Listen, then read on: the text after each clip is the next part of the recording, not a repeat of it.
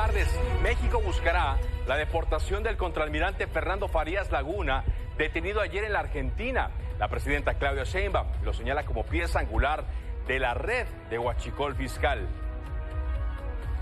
Está en este momento en Argentina y se están haciendo todas las gestiones necesarias con el gobierno de Argentina, de la Fiscalía General de la República y Relaciones Exteriores, para ver si puede haber una deportación.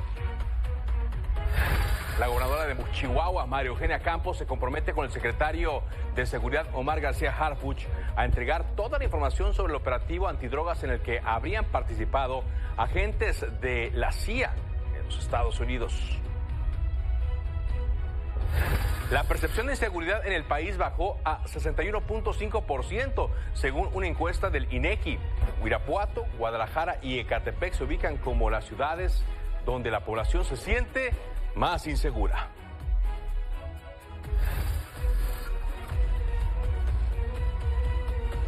La presidenta dijo que en México se trabaja en contra de la corrupción y que en Estados Unidos también deben hacer lo mismo. Digamos que es lo que estamos haciendo. Es importante que haya un ambiente para las empresas, para la inversión. ¿Qué tal? Mi nombre es Carlos Zúñiga Pérez y esto es Milenio Noticias del Mediodía, donde destacamos solo lo más relevante a esta hora.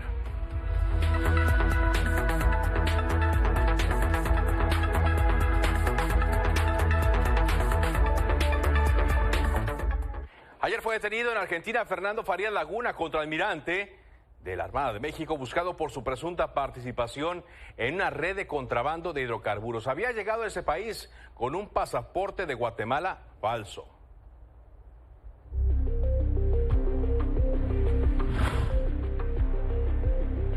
Ingresó a Argentina con identidad falsa. Venía desde Colombia. Su nombre es Fernando Farías Laguna. Está acusado de crimen organizado, corrupción, robo de combustible e intento de homicidio. Lo buscamos, lo encontramos, lo detuvimos. Después de meses de cacería, Fernando Farías Laguna, contraalmirante de la Secretaría de Marina, buscado por su presunta participación en una red de contrabando de hidrocarburos, fue detenido en Argentina. Portaba un pasaporte apócrifo guatemalteco, a nombre de Luis Lemus Ramos, con fecha de nacimiento en 1980, para intentar evadir la ficha roja que la Interpol emitió a finales del año pasado para buscarlo en 192 países. En redes sociales, el secretario de Seguridad y Protección Ciudadana confirmó que la detención se concretó con información de inteligencia y en colaboración con la Policía Federal Argentina. Hasta la tarde de este jueves, el despacho Mendieta y Asociados, que defiende a Farías, no había sido notificado oficialmente, pero afirmó que está preparado para actuar de manera inmediata, particularmente en lo relativo al procedimiento de extradición, para que se respeten los derechos humanos y procesales de su cliente, tanto en territorio nacional como en el ámbito internacional. Las investigaciones de la Fiscalía Especializada en Materia de Delincuencia Organizada señalan que el contraalmirante encabezaba la red denominada Los Primos, que operaba en los puertos de Altamira y Tampico, donde facilitaba el ingreso de buques cargados de diésel y gasolina provenientes de Texas. El mecanismo consistía en declarar el combustible como aditivos para aceite o productos químicos, lo que permitía omitir el pago de impuestos especial sobre producción y servicios, así como el IVA. Esta red estaría relacionada con el ingreso de por lo menos 31 embarcaciones bajo este esquema de evasión fiscal. En las próximas horas, Fernando Farías sería presentado ante un juez que le notificará que es requerido por un juzgado mexiquense por delincuencia organizada. En la audiencia se decidirá si se allana la extradición o es deportado a México. Farías había solicitado juicios y amparo para evitar su detención. Sin embargo, en noviembre pasado, fue declarado prófugo de la justicia tras no comparecer en una audiencia en el penal del Altiplano. Para Mi Noticias, Amílcar Salazar Méndez. Hoy la presidenta calificó a Fernando Farías como pieza angular en la red de contrabando de combustible y evasión de impuestos, identificada como Los Primos, por lo que la Cancillería y la Fiscalía General de la República ya realizan las gestiones necesarias para que sea deportado desde la Argentina. Está en este momento en Argentina y se están haciendo todas las gestiones necesarias con el gobierno de Argentina, de la Fiscalía General de la República y Relaciones Exteriores, para ver si puede haber una deportación, porque él entra con un pasaporte falso a Argentina. Entonces está solicitando la deportación y en caso de que no fuera así, pues ya se establecería las condiciones de extradición. Pero estamos esperando pues que haya deportación. El año pasado, una investigación de Milenio reveló la vida de lujos y apuestas millonarias que ostentaba un grupo de funcionarios presuntamente ligados a los Primos, organización delictiva que se cree encabezaban los hermanos Manuel Roberto y Fernando Farías. De acuerdo con datos de la Unidad de Inteligencia Financiera, ambos adquirieron seguros de vida por más de 10 millones de pesos, realizaron apuestas hasta por 52 millones y compraron inmuebles y vehículos de alto valor. Por ejemplo, Manuel Roberto Farías compró una propiedad por 5 millones de pesos, mientras que su hermano, Fernando Farías, reportó ingresos por 1.7 millones de pesos, pero acumuló operaciones por más de 17 millones de pesos, además de aportar 11 millones a un seguro de vida y participar en la compra de un inmueble por 4,5 millones de pesos. Justamente está con nosotros Epigmenio Mendieta, abogado del contraalmirante Fernando Farías. Buenas tardes. Me gusta saludarle. Gracias, abogado. ¿Han tenido la oportunidad de hablar, de contactar, cuando menos a su cliente allá en Buenos Aires? Sí, te confirmo. Ya tuvimos la oportunidad de tener comunicación con el señor Fernando Farías Laguna. Ya él me ha confirmado la forma de su detención. Y también te confirmo que el día de hoy, mientras estamos platicando tú y yo, se está llevando a cabo la audiencia correspondiente ante el juez federal de Argentina, donde tendrán que comunicarle la lectura de cargos, la solicitud que está realizando el gobierno de México, una detención material con fines de extradición y con el propósito de llevar a cabo el cumplimiento de una orden de aprehensión que está emitida en su contra por delincuencia organizada con la finalidad de meter delitos de hidrocarburos. Y verificará el juez también la doble incriminación que existe, es decir, que existan los tipos penales tanto en México y sus correlativos en Argentina. Y finalmente se le dará la posibilidad de hacer uso de la palabra para que se manifieste si se allana en la extradición o se niega a someterse a ella, dado lo cual entonces se tendría que iniciar un procedimiento para tal efecto. ¿Qué han recomendado ustedes? Ha sido la postura del propio cliente decidir que él por el momento no quiere regresar a México. Él preferiría solicitar un asilo político, pues considera que su vida se encuentra en riesgo. Ha habido constancias de que a las personas que denuncian los privan de la vida por ese hecho. Entonces, lo que sí te puedo mencionar es que él no encabeza una red de huachicol. Él fue el que precisamente denunció estos hechos y le reportó esta situación a su mando. A quien le informó esto, después de haber estado enterado a través del contraalmirante Fernando Guerrero, es directamente al secretario de la Armada de México, quien era su tío, Rafael. Ahora, dice usted que no quiere regresar, pedirá asilo político porque teme por su vida, pero ya está, él estaría bajo custodia de las autoridades mexicanas. Aún así, ¿su vida está en riesgo?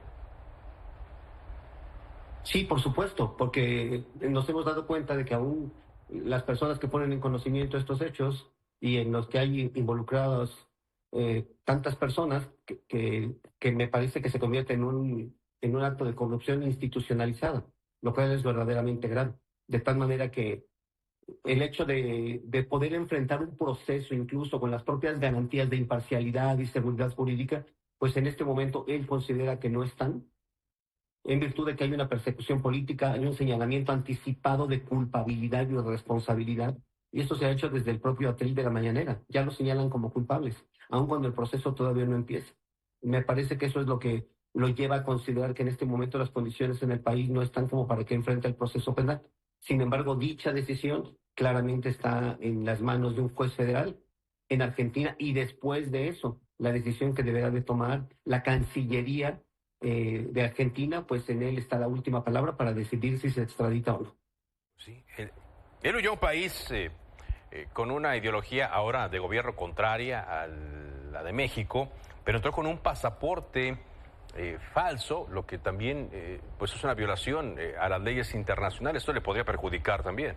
Sí, y claramente que le podría perjudicar. Está en la comisión de un ilícito y eso, desde luego, el ingreso de manera irregular al país daría claramente la posibilidad de una deportación. Claramente el abogado y él tratarán de justificar qué los lleva a la necesidad de tener que proteger su identidad y su personalidad de esta manera.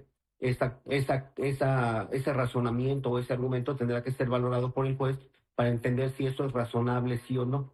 Y a partir de ahí, tomar la decisión conforme a derecho, claro, de si es procedente la apertura de este procedimiento al cual le acabo de mencionar, o definitivamente se llega a la decisión de expulsarlo del país mediante un procedimiento que ya comenté. Ahora, salen luego más vínculos. Hoy se da a conocer un reportaje en el cual se señala que su cliente estuvo haciendo transferencias y depósitos millonarios con empresas. Es decir, pareciera que el gobierno mexicano, la fiscalía, sí tiene un caso sólido contra su cliente. Ojo, la conducta que le atribuyen es el haber supuestamente organizado una red con elementos de la Marina para ponerlos o adscribirlos a las aduanas militares y que eso tuviera como propósito facilitar la entrada de los buques. En esta carpeta que te acabo de mencionar es delitos de hidrocarburo con la finalidad de cometer, delincuencia organizada con la finalidad de meter delitos de hidrocarburo. La información que me acabas de comentar en este momento, pues no está en la carpeta. Me parece que lo que están haciendo es, pues, ante la claridad de que no tienen documentada esto, pues empiezan a señalar otros hechos de los cuales, pues apenas, si es que tienen otra denuncia, otra carpeta, pues tendrán que correr los traslados con ella para preparar, en su caso, los estados financieros y en su caso los peritajes para demostrar que estos movimientos, en caso de que existan, pues tienen una trazabilidad, no son irregulares y claramente no son producto de actos ilícitos que vengan o provengan de la venta de combustible irregular. Me parece que eso queda perfectamente claro. Híjole, pues sí, tiene usted su argumento, pero viendo cómo están las cosas, usted mismo lo señalaba, cómo se refirió hoy la presidenta en la mañanera, cómo se han referido a él en otras conferencias de prensa, las investigaciones que salen en medios, muchos caminos conducen hacia su cliente. Usted dice, tiene pues este argumento de venir a México. Será una defensa muy complicada, abogado. Sí, pero además muy complicada, muy larga, porque está llena de obstáculos. Lo que tendría que ser una claridad y una contundencia por parte de la Fiscalía General de la República ante estos hechos, tendría que decir, aquí están las pruebas que yo dije de lo que hicieron tus clientes. Ellos sí presentaron propuestas, ellos sí firmaron traslados, ellos sí adscribieron a personas, ellos los cambiaban y los ponían como si fueran piezas de ajedrez. Si tuvieran eso, que es lo que nos ocupa en este momento, pues claramente nosotros tendríamos que decir, efectivamente, lo que pedimos es pues una pena lo más benevolente que sea posible. Pero ante esto, no es eso de lo que nos están acusando en este momento. Yo vuelvo a insistir. Curiosamente, hoy difunden supuestas operaciones que se tienen, pero lo que no difunden son los oficios firmados por ellos, por lo que hace a la primera parte de la acusación. Si firmaron oficios, si cambiaron, si escribieron, es más, si hicieron llamadas telefónicas con personal para el efecto de permitir el ingreso de los buques, que los muestren. Claramente eso no existe. Y como no existe, y como no lo tienen, pues hoy difunden información de la cual nosotros no tenemos conocimiento y claramente se puede, en su caso, justificar cuál es el origen de los recursos. Pues está complicado. Usted ya está viendo los escenarios, solicitan el asilo político, ya más o menos saben cuánto tiempo tardaría esto. La audiencia está desarrollándose en este momento y yo tendré información por ahí de las 3, 4 de la tarde, sí, horario de México, respecto de lo que tuvimos en esa audiencia. Estaría en condiciones de poder informar a usted y a su prestigiado auditorio cuáles son las acciones y cuáles son las decisiones que tomó el juez encaminadas a la estancia o no del señor Fernando Farías Lagunas en Argentina. Una respuesta que dará de manera inmediata, es decir, ahí mismo dice si se inicia el procedimiento para asilo o no. Sí, será en esta misma audiencia que se está desarrollando en este momento, pero además una decisión más se va a tomar. Si él podría disfrutar de llevar ese proceso en libertad o definitivamente la autoridad, el juez federal, decide que por las características especiales y por tener este pasaporte claramente que no corresponde a su nacionalidad, deberá de permanecer en una prisión a disposición de la autoridad también para que inicie un procedimiento por él. No, abogado, ahí mismo se decide, se inicia el proceso de extradición. También, junto con ello. Es más, el proceso de extradición va a dar formalmente inicio con la presentación del señor Farías Laguna y una situación que se denomina muy importante, identificación. Claramente hay que estar con la certeza de que la persona que está ahí corresponde al buscado por parte de los Estados Unidos mexicanos, Fernando Farías Laguna, y no una identidad distinta, que es la que supuestamente podría señalar a través de una identificación que claramente no corresponde a la nacionalidad del vicealmirante. Bueno, usted insiste, nos dice entonces esta tarde de 24 de abril que su cliente Fernando Farías es inocente. ¿Manuel Farías también es inocente? Claramente, porque además él ni siquiera tenía una función de mando ni operativa en las aduanas de México. Él, en el periodo del expresidente Andrés Manuel López Obrador, tuvo una función eminentemente administrativa. Él hacía las veces de secretario particular de un subsecretario, de tal manera que las decisiones que se tomaban ahí eran las de su jefe. Él únicamente hacía funciones administrativas. Con base en ello, entonces no estaba en su capacidad ni en su toma de decisiones tener mando sobre personal, ni mucho menos ordenar que se hicieran traslados, transferencias, adscripciones, porque además la propia ley orgánica y la propia reglamentación establece que el único facultado para firmar adscripciones, traslados, cambios, comisiones o permisos sin goce de sueldo es el secretario de la Armada, es decir, el titular de la Secretaría, ninguno más. De tal manera que, bajo ese criterio, pues claramente lo que no tiene la Marina pues es construir una idea de que alguien puede llevar a cabo todas esas actividades sin que lo tome en cuenta el secretario, y eso es completamente falso. Bueno, pues estaremos platicando en los siguientes días, si le parece. Gracias, abogado. Muy agradecido con usted y con su amable auditorio. Cualquier cosa que se ofrezca, estoy a sus órdenes. Gracias. El abogado Epigmenio Mendieta, de los hermanos Fernando y Manuel Farías. Una pausa y regresamos. Hoy la presidenta Claudia Sheinbaum dijo que la gobernadora de Chihuahua, María Eugenia Campos, se comprometió a dar al gobierno federal información sobre el operativo antidrogas del 19 de abril en la Sierra Tarahumara, en el que participaron supuestamente agentes de los Estados Unidos, agentes de la CIA. 2 de ellos murieron tras un accidente. La presidenta Sheinbaum descartó buscar nuevamente a Maru Campos o que vaya a recibirla, pues ya se estableció diálogo a través del Secretariado de Seguridad. Dio información a la gobernadora y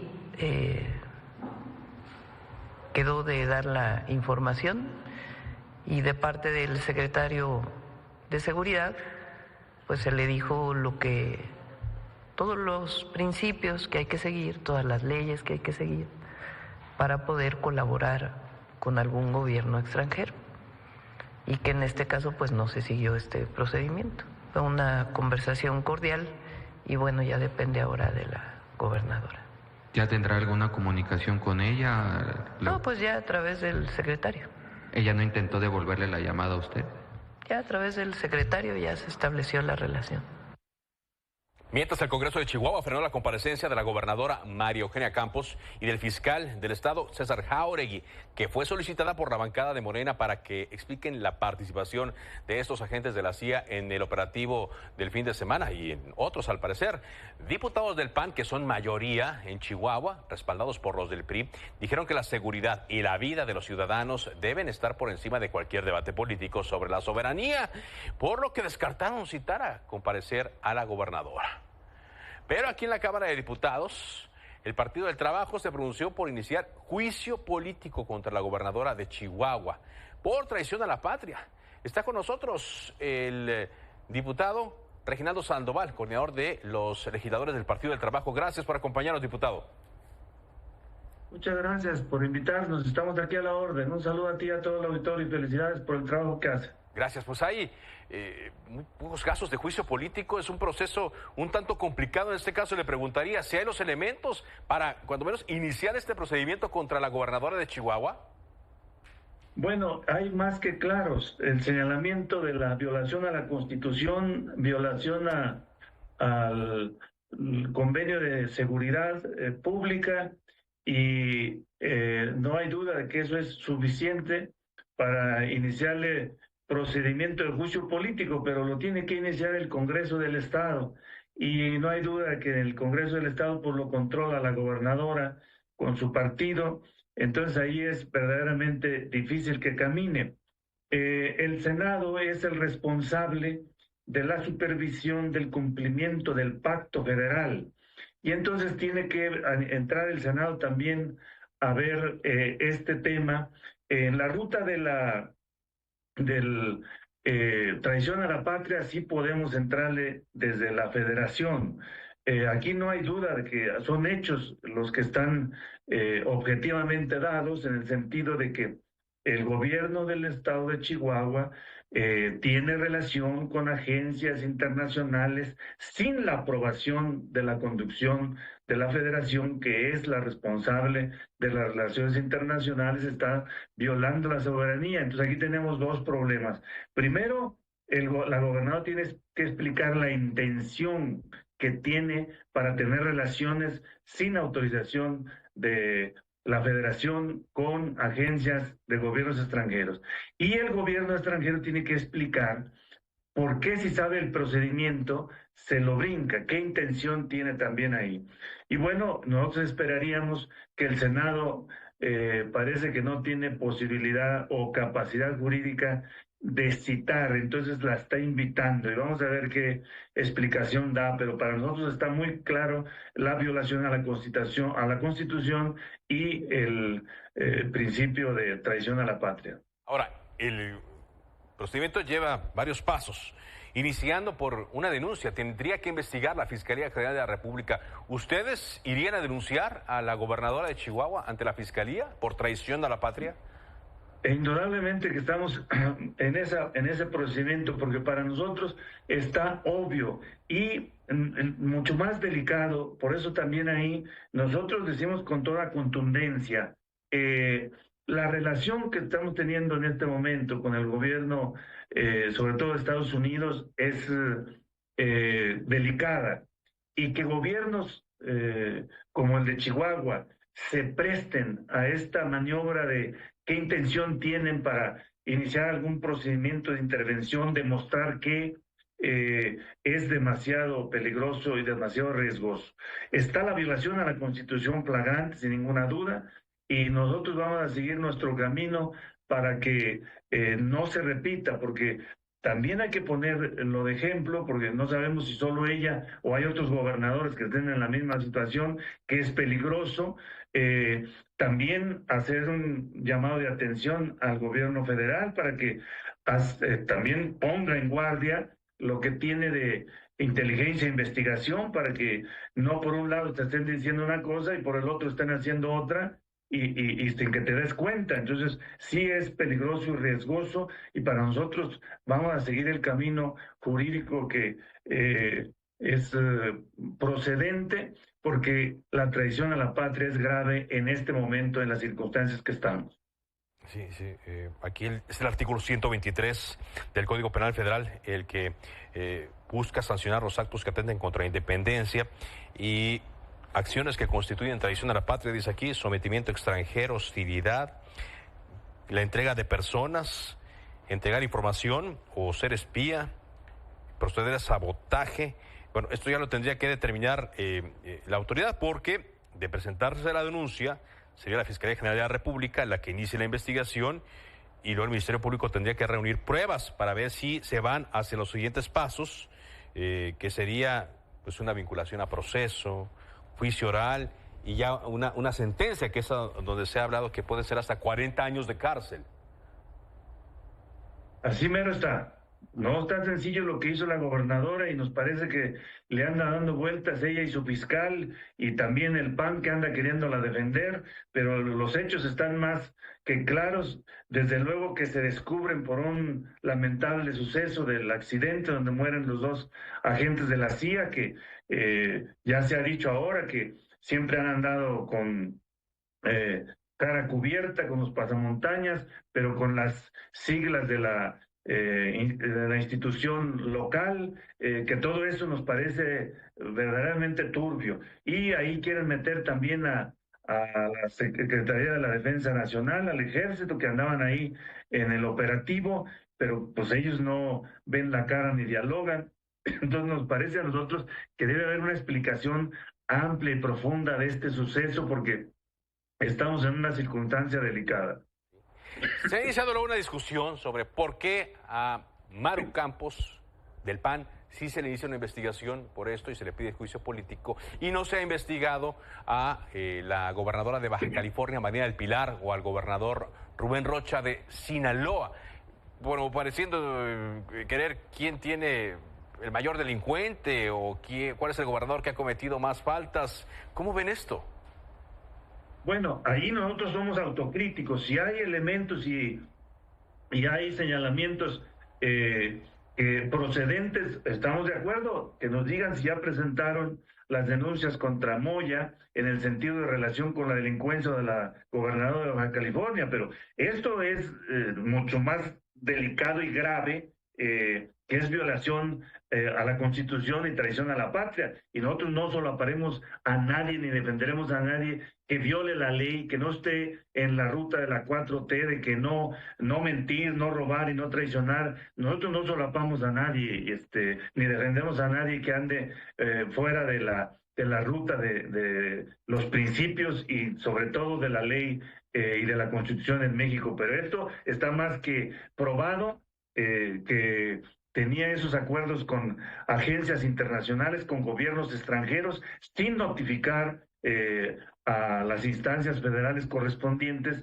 de esos acuerdos. Y entonces para nosotros está acreditado el delito de la traición a la patria, la violación a la Constitución, violación a la soberanía de nuestra patria, de nuestra nación. A lo mejor la gobernadora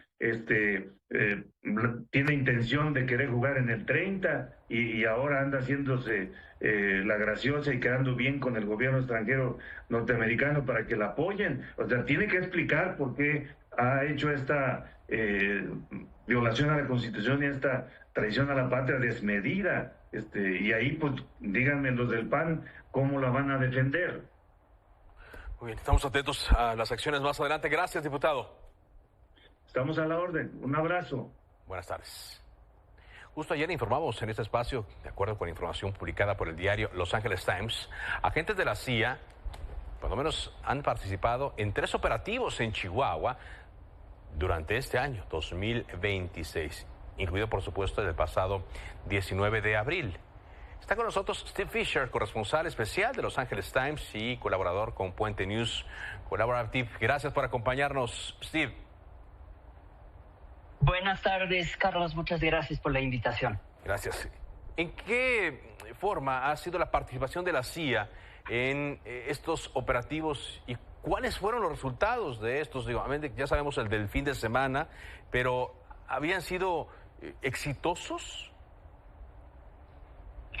Pues mira, Carlos, como escribí en mi nota, efectivamente hubo 4 oficiales de la CIA que acompañaron Policía Estatal de Investigación de Chihuahua. No sabemos cuál fue su rol cuando estaban allí en el escenario de la redada contra este laboratorio, pero lo que sí sabemos es que se trabajan muy en conjunto, entrenando en coordinación con México, entrenando agentes. Y también, pues, sus observaciones sobre el laboratorio podrían ser muy eficaces y valioso en términos de inteligencia para la agencia. Claro. Como lo platicábamos con el legislador, y bueno, es también, digamos, la consonancia con el gobierno federal, pues estos operativos no se deberían hacer con la presencia de ellos. Está prohibido en la ley de seguridad nacional. Entendemos que podría ser, Steve, pues la presión del gobierno de los Estados Unidos o quizá, como decía hace rato el diputado, una manera de congraciarse con este gobierno, pero al final de cuentas el factor del gobierno de Estados Unidos está presente allí.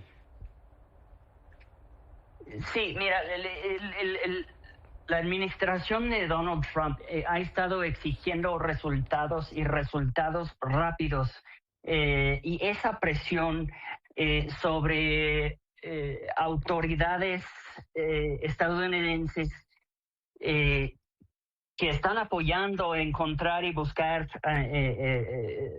narcotraficantes, digamos, o laboratorios. Creo que ha aumentado la presión sobre los agentes y los oficiales de autoridades de Estados Unidos de entregar resultados y rápido. Y es así que se podría ver que estos agentes se ven obligados de hacer lo más posible para entregar resultados al presidente Trump. Steve, Chihuahua, dicen, cuando menos 3. Pero pues esto podría abrir la posibilidad de que en otros estados también hayan estado operando. No sé si estados gobernados por Morena, pero pareciera que la puerta ya estaba abierta, muy abierta. Claro, mira, la relación de instituciones de inteligencia de Estados Unidos con México es muy estrecha y eso no es un secreto.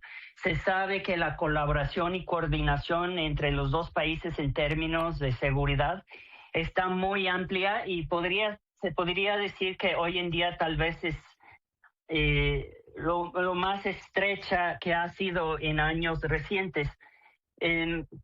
También está el programa de la CIA que tiene de los drones Predator no tripulados, donde México solicita que estos drones vienen para hacer vigilancia y juntar inteligencia sobre algún blanco. Estos tipos de colaboraciones han estado pasando desde hace años y hoy en día se ve que las agencias de inteligencia de Estados Unidos siguen colaborando muy a la mano con el gobierno mexicano, compartiendo inteligencia, como ha dicho la presidenta. Exacto. Y bueno, pues evidentemente tensa mucho más la relación. Vemos que el gobierno de Estados Unidos pues ha intentado desviar el asunto o no ha dado una declaración formal, pero también allá tienen que ser cuidadosos a pesar de la presión de Trump, Steve. Claro, y por ser la agencia que es la CIA, no suelen de hacer declaraciones públicas, y creo que en esta ocasión se ha notado lo mismo, se mantienen bastante reservados por la secrecía de la agencia. Muchas gracias por esta entrevista. Estamos atentos a tu trabajo. Buenas tardes. Muchas gracias, Carlos. Hasta luego, Steve. Una pausa y regresamos.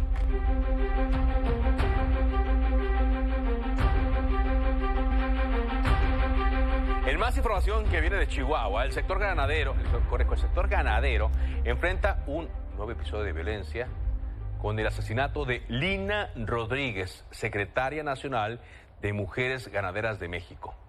En abril había sido Gerardo López Palacios de la Unión Ganadera Regional el asesinado. De acuerdo con la Fiscalía de la Mujer, Lina Rodríguez fue atacada con arma blanca la tarde del miércoles en oficinas de la empresa Agrocali del municipio de Cuauhtémoc. Autoridades la localizaron sin vida tras ser apuñalada. Otra mujer que estaba en el lugar resultó herida, por lo que fue llevada a un hospital. La Unión Ganadera Regional de Chihuahua condenó los hechos y exigió a las autoridades garantizar la seguridad y el Estado de Derecho para proteger la actividad productiva. Vengo con un corazón destrozado, con un alma rota, con una cabeza llena de humo, a pedir justicia por Lina Alejandra Rodríguez. Sus hijos pequeños, su madre era lo único que ellos tenían. Y ahora ella ya no está. Ahora ella ya no está. Porque a alguien se le ocurrió que era buena idea matar a una mujer. Había superado muchos obstáculos y había superado a muchos hombres. Pido justicia, pido que llegue a la gobernadora del estado y a quien tenga que llegar. Mientras en San Luis Potosí, un ataque armado contra elementos de la Guardia Civil Estatal dejó al menos un muerto y varios heridos en el municipio de Tamazunchale. La agresión ocurrió la tarde de ayer sobre la carretera México-Laredo, a la altura de la salida a Matlapa, donde sujetos armados abrieron fuego contra los oficiales y luego se dieron a la fuga. En el lugar quedó una patrulla con muchos impactos de bala, mientras que algunos heridos, cuyas identidades todavía no son confirmadas, fueron llevados a hospitales cercanos.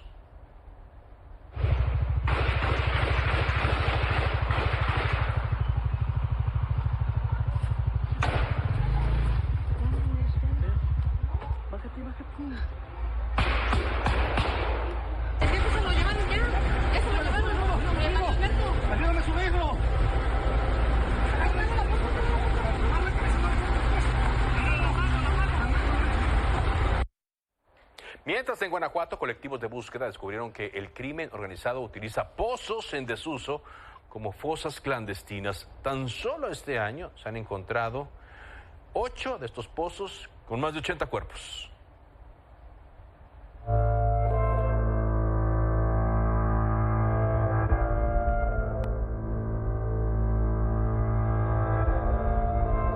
El crimen organizado ha hecho de pozos en desuso un cementerio a más de 100 y 200 metros de profundidad.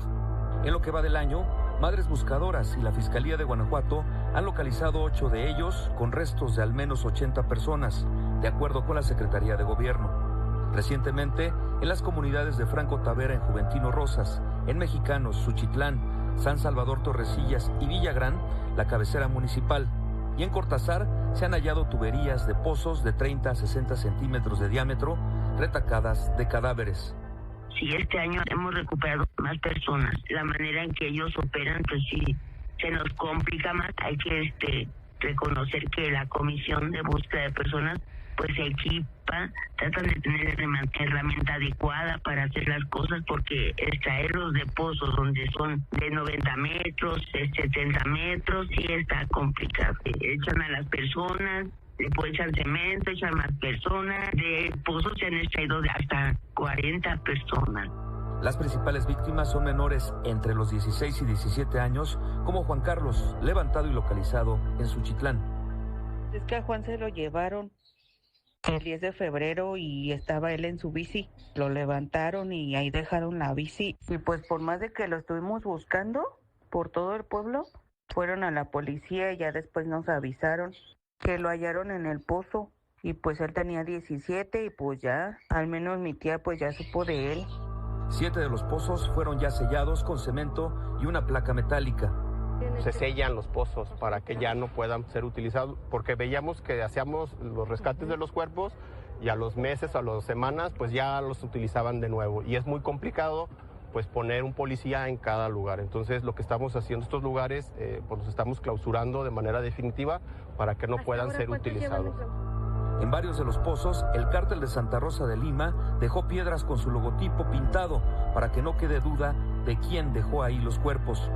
Otros fueron rellenados con cemento para intentar disimular el olor a la descomposición y evitar que los perros los encontraran. De los 8, solo uno continúa la búsqueda de restos humanos. El colectivo Salamanca Unidos Buscando Desaparecidos quiere hacer un memorial con los nombres de las 8 víctimas encontradas en la comunidad de mexicanos en Villagrán. Sí, así como en Salvatierra se hizo también ese espacio de memoria, recuerdo, narrativa, también en Celaya lo han hecho. Allí queremos nosotras que se haga un espacio de este tipo, ¿no? Desde Guanajuato, para Milenio Noticias, Jesús Padilla. Bueno, y a pesar de que estas cosas siguen ocurriendo, así el gobierno presume los resultados de la encuesta del Instituto Nacional de Estadística, Geografía e Informática, que presentó los resultados de la ENSU, la Encuesta Nacional de Seguridad Pública Urbana, del primer semestre de 2026, según los cuales el 61.5% de la población considera inseguro vivir en su ciudad, lo cual representa una disminución de 3.61% respecto a diciembre de 2025. Las mujeres son quienes perciben mayor inseguridad con 67.2%, en contraste con poco más de la mitad de los hombres. Aquí, las ciudades con mayor percepción de inseguridad pública fueron Irapuato, en Guanajuato. Guadalajara subió a 90.2%, sí, Guadalajara, que no aparecía, pero que fue escenario de los enfrentamientos y de los hechos violentos en febrero pasado tras el abatimiento del Mencho. Y Ecatepec, que bueno, Ecatepec siempre está en el top 5. Destaca en esta encuesta que Culiacán salió de este top 5 de las ciudades más inseguras después de estar ahí por muchos meses tras la guerra entre las facciones del cártel de Sinaloa por el liderazgo de esta organización. Las ciudades con menor percepción de inseguridad fueron San Pedro Garza García, Piedras Negras en Coahuila y la alcaldía Benito Juárez aquí en la Ciudad de México. Ahí están los números. Sobre esta encuesta, el secretario de Seguridad, Omar García Harfuch, aseguró que los resultados reflejan avances en la estrategia federal contra el crimen. A través de redes sociales señaló que el Ejército y la Fuerza Aérea alcanzaron su mayor nivel de confianza desde septiembre de 2021, mientras que la Guardia Nacional y la Secretaría de Marina también registraron incrementos en su percepción de desempeño. Omar García Harfuch atribuyó estos resultados a una estrategia basada en coordinación, inteligencia y presencia territorial y aseguró que se mantendrán los esfuerzos para fortalecer la seguridad en el país. Pero sí, descendió unos puntos, pero aún así, digamos, 6 de cada 10 mexicanos considera inseguro vivir donde le tocó vivir. Antes de decidir subir a la pirámide de la Luna, tomar rehenes y matar a una turista canadiense, porque fue a quien pudo matar, Julio César Jasso Ramírez llamó a su mamá para decirle que tomaría un taxi que lo llevaría al aeropuerto. Pero no fue así. Él le había mentido diciendo que iba fuera del país. Telediario y mi compañero Osvaldo Miller tuvieron acceso a una llamada en la cual la madre llamó al hotel Villameltí, donde se hospedó, ahí cerca de Teotihuacán, para pedir información sobre su hijo. La familia de Julio César Jasso Ramírez nunca imaginó que él había cometido un ataque en la zona arqueológica de Teotihuacán. Su madre, la señora María Guadalupe Ramírez Valencia, se comunicó vía telefónica el pasado 20 de abril, alrededor de las 18 horas, al Hotel Villamestli, en el cual se hospedó Julio durante 12 días, para preguntar información sobre el paradero de su hijo. Pues por la mañana de ese mismo día, le mencionó que un taxi lo recogería para llevarlo al aeropuerto y así poder tomar un vuelo con destino a Rusia. Mi nombre es María Guadalupe Ramírez Valencia. Julio César Jasso, con doble S, Ramírez.